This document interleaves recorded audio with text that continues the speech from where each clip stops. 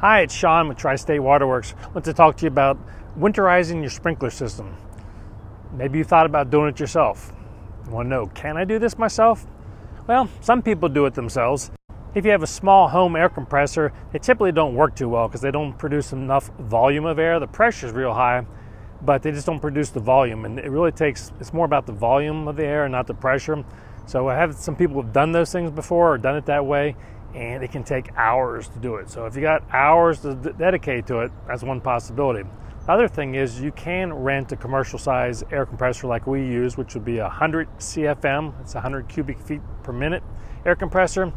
But by the time you spend the money on renting one of those, it'd be cheaper to have us do it. Plus, we guarantee the work so that if something happens because it was improperly winterized, we will fix it up and take care of it for you. So, truthfully, I'd recommend paying someone to do it unless you got a lot of free time on your hand.